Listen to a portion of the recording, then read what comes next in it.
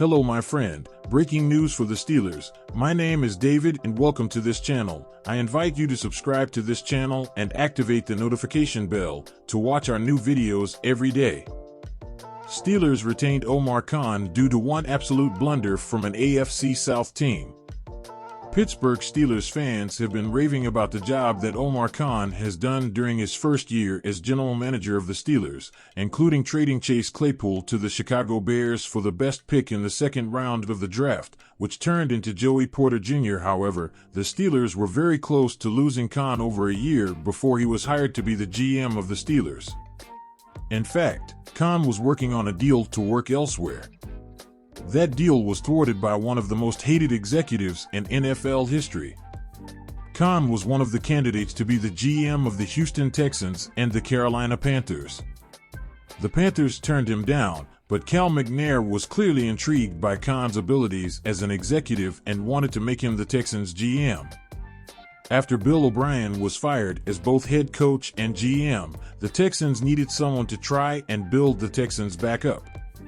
McNair even chose Khan over all of the other considerations to be the GM and went into contract negotiations with him.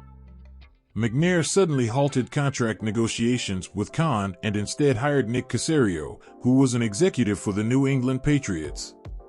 Caserio is also the same person that the Texans tried tampering with and resulted in Brian Gaines' firing. After the Patriots' threatened lawsuit, the Texans tried as GM by committee and eventually just hired O'Brien to take on the GM role. Clearly, someone in the organization wanted Caserio so bad that they would order contract negotiations with another candidate to halt. Why did Caserio get the job over Khan? The man that wanted Caserio over Khan was Jack Easterby. Despite McNair being the owner of the Texans, he acted as a puppet to Easterby and allowed him to make any decision at any time. Even though McNair was in the process of hiring the guy he wanted, he listened to Easterby and suddenly changed course to Caserio, despite him not even being one of McNair's finalists for the job, as many sources have reported. Caserio got hired and Khan went back to Pittsburgh. After being told that he would have a say in who the GM would be, Deshaun Watson got very angry when Easterby made his own decision on the fly, and the hiring of David Culley over Eric Bieniemy prompted Watson to tell the Texans that he will never play a down of football for them again.